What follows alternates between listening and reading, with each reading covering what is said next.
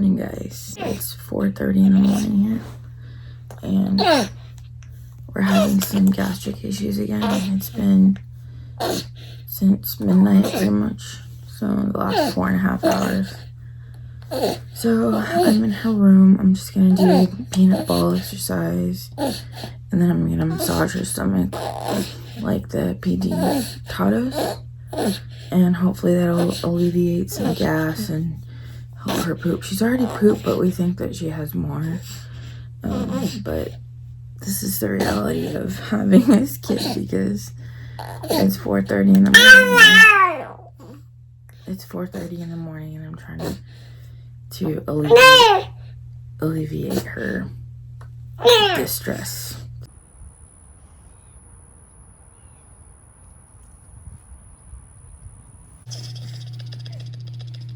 Right.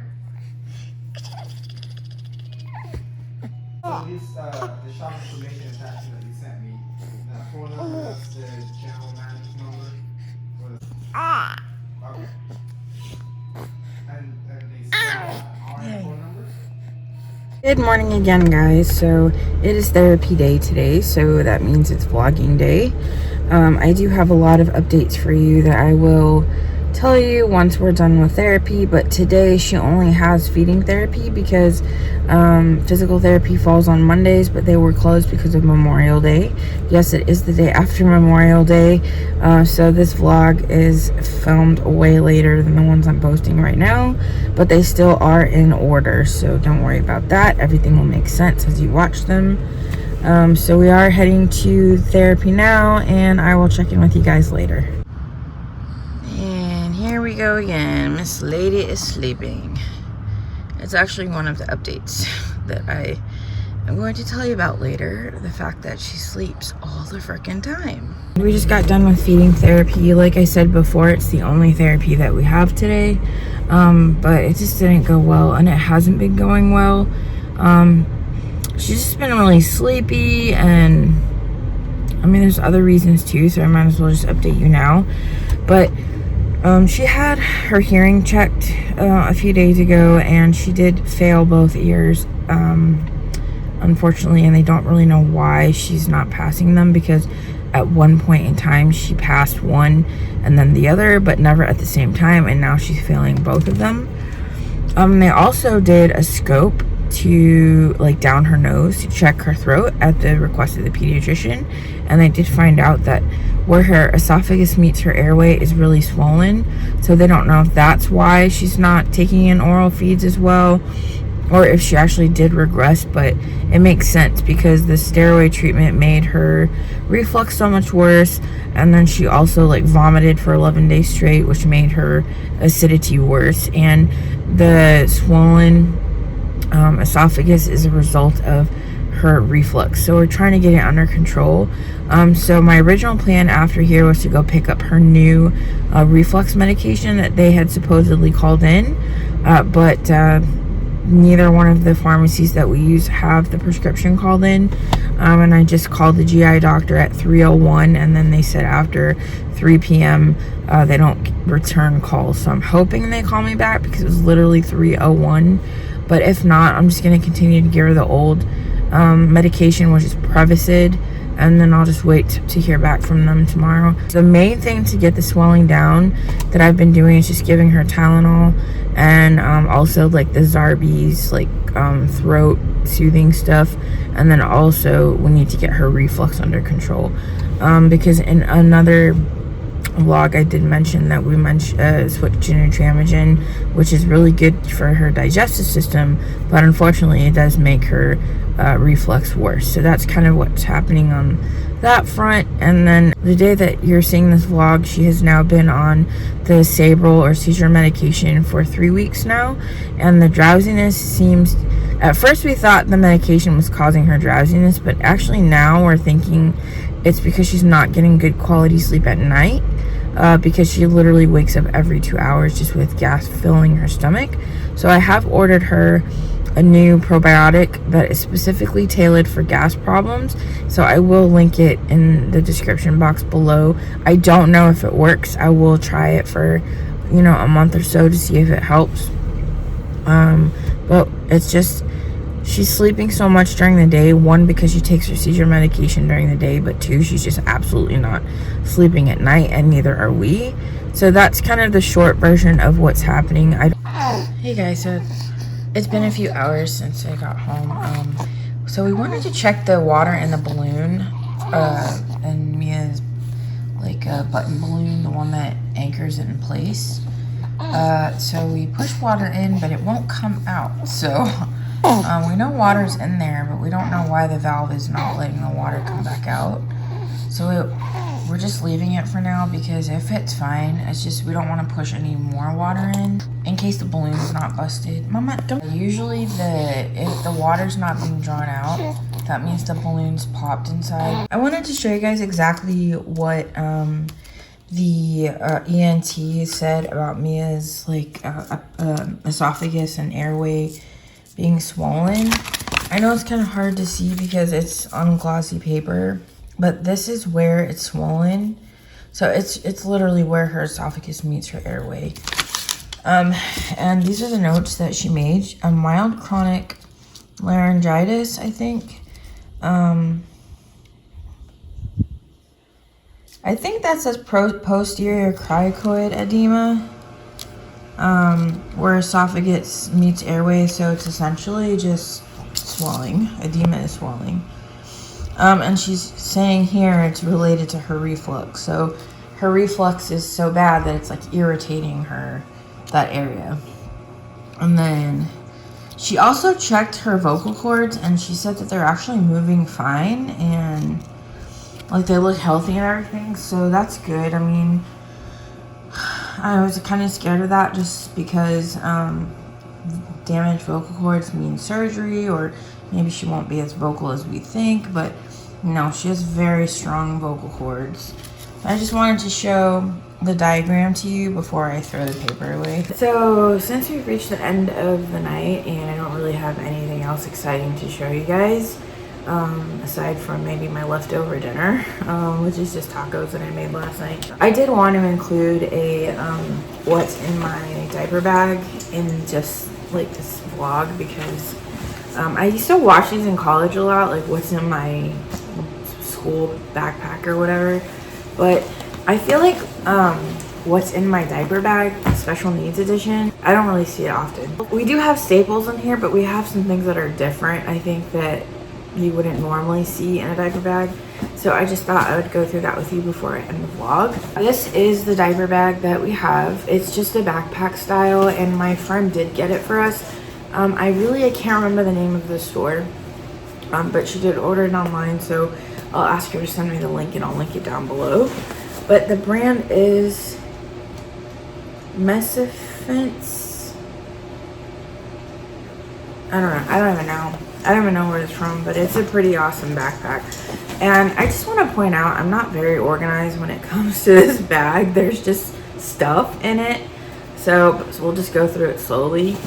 It has, let's see, 1, 2, 3, 4 pockets, and then 2 of these side pockets, which actually stretch out really big. I can fit 2 full-size milk bottles in here, so that's pretty awesome. And I can't ever find a backpack that holds my big Hydro Flask, and I bet this one could do it easily. I know, like for school, my North Face backpack, it did hold my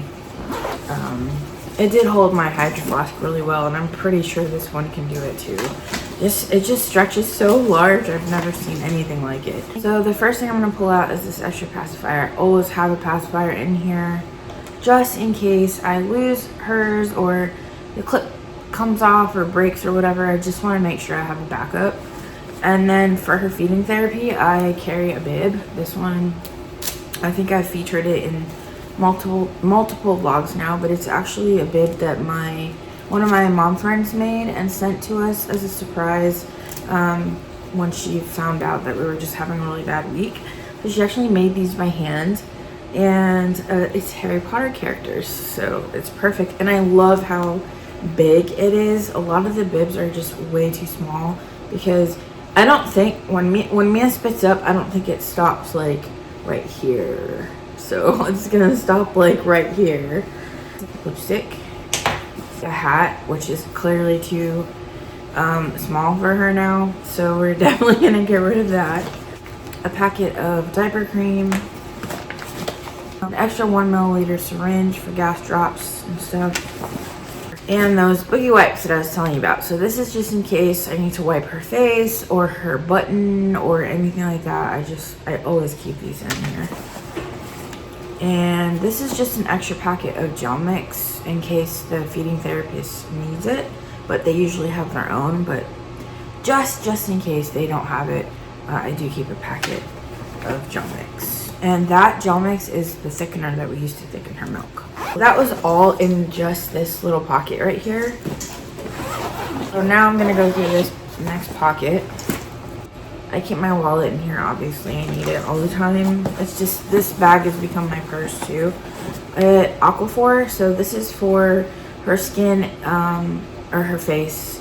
But I also use this as a diaper cream. Aquaphor is really good for creating a barrier between like the urine and poop and pee or whatever and her butt. I use Aquaphor more as a diaper cream than I do anything else. Oh, this is the card that was from the NICU when we had to check in my breast milk that I hardly produced. So that's gonna be probably go in her birth book. I do keep 2 syringes in here. So one is an ENT syringe, and then one is just the regular syringe with a regular tip. And then this is the ENT tip.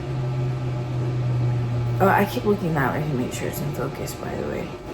I keep both just in case I don't have an extension or someone has an extension but it's only an ENT extension, so I just like to keep both just in case. And then here's their little bow, and I think that does it for this pocket. Oh, these are the labels from her breast milk days. I wanted to show you the inside really quick, but it just has these little slots like a school backpack would. And now moving on to the one of the bigger of the 2 pockets here.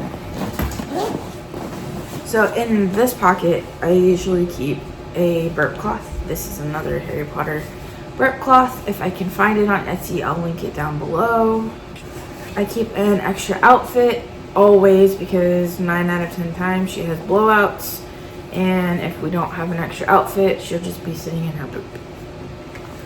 And this is where it differs from a normal baby diaper bag. I always keep a clean venting syringe and bolus extension in her bag in the event that I need to vent her in public.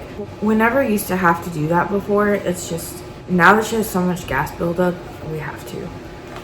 Next thing is bath wipes. I just keep bath wipes in here just in case. These actually smell way better than the wipes, and I feel like they clean better, so always keep those.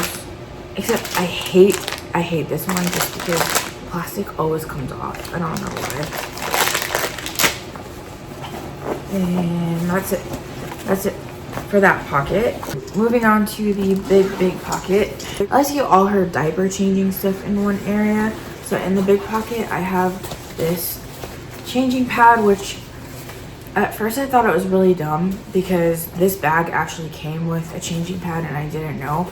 But I use this so much, you guys. This is a really good one. It's really high quality. It's really thick and it's got slots. It's got a bunch of slots. I bet you could just carry it on its own. I'm thinking that's the intention, but I don't. I keep it in the backpack. And so what it does is it's like clipped like this. It's clipped closed and you just open it and you unfold it. It has a zipper pocket here. And then it opens like this, and so you put her head here, you know, and it's pretty self-explanatory.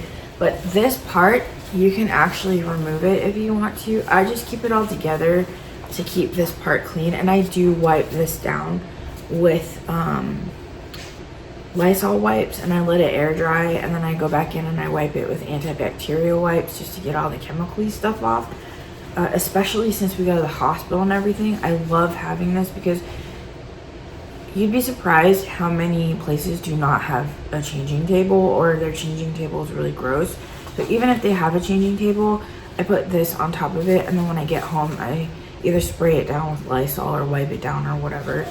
So I always have this with me. We even use this at home if we're giving her a bath in our bathroom and we don't want to carry her all the way to her changing table. We'll just put this on the bed, and then we'll you know, dry her off and put her diaper on and stuff. So this is probably the most used item in this bag, and it's really easy to fold back up. I must say it's not like super compact or like light, but I really like this one, and I will also link it below.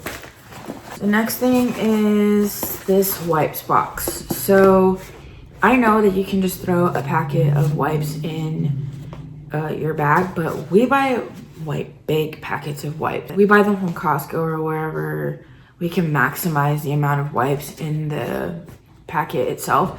And carrying this thick of a packet of wipes in this bag was a big no-no for me. So I went on Amazon and I ordered this particular one because I just liked how sturdy it was. I think it holds a perfect amount of wipes for a couple days.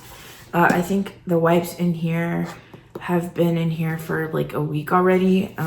But then again, like I don't have to change her diaper as often as when she was little. So it opens like this, and that's just how you refill the wipes.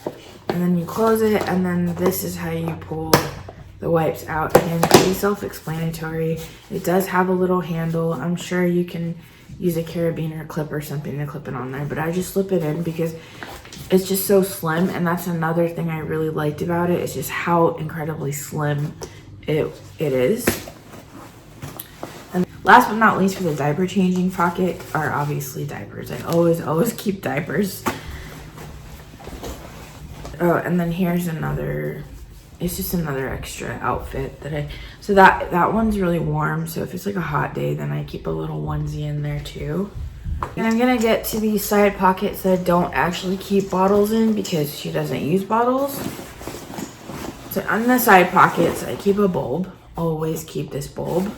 Again, she does aspirate, so I always keep a bulb on hand in case I need to suck the spit up or whatever out of her nose and mouth and stuff. So always keep a bulb.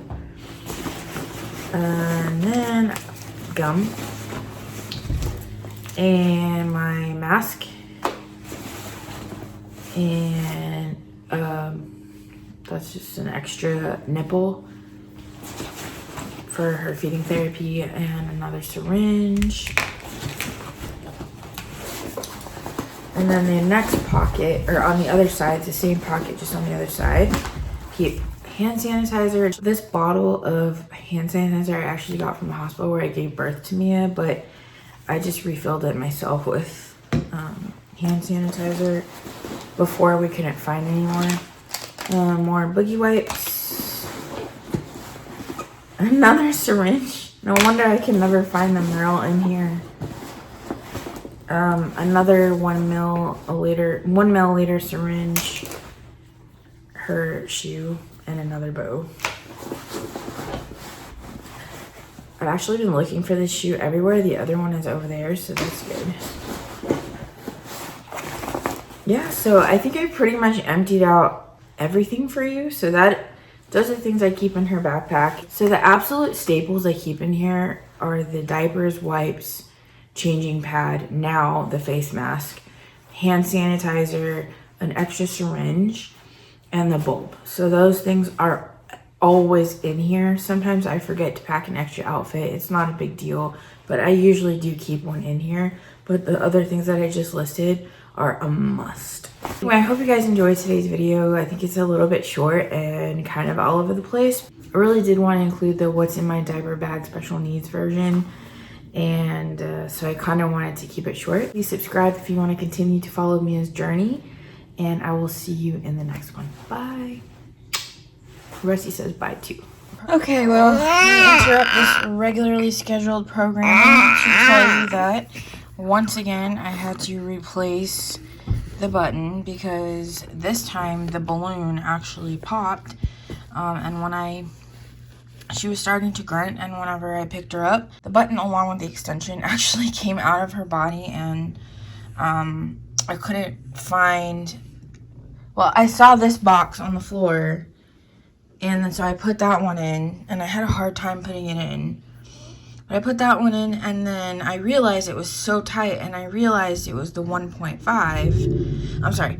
I realized it was the 1.2, not the 1.5 that I actually needed. And I was looking for that damn box for like 10 minutes trying to find the right size. And it turns out it was just in a corner where it wasn't supposed to be. So that was the first time I've changed a button by myself, and I'm not gonna lie, I panicked a little bit, but it's fine because she's fine.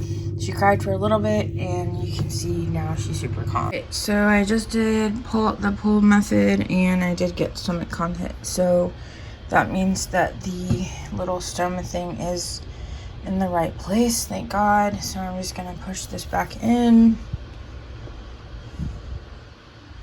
and continue her feed like nothing happens. You guys, that is why you always need a backup button, because in the event that the balloon pops or whatever, you need to put a new one in there, because the hole is like a piercing. It can close within minutes to hours, just depending on how quickly your child can heal. And once the hole closes, and you can't get it back in anymore, like once you get the button and you can't get it back in anymore, it can possibly require surgery. So make sure that you always have a backup button, even if it's the old one. It's literally just to keep the hole open until you can get to a place where you can get a replacement button. But we always ask our DME to send a replacement, and I am so glad we did, because even though I love the mini one button, the balloons tend to pop. So crisis averted. Whew, okay, bye guys.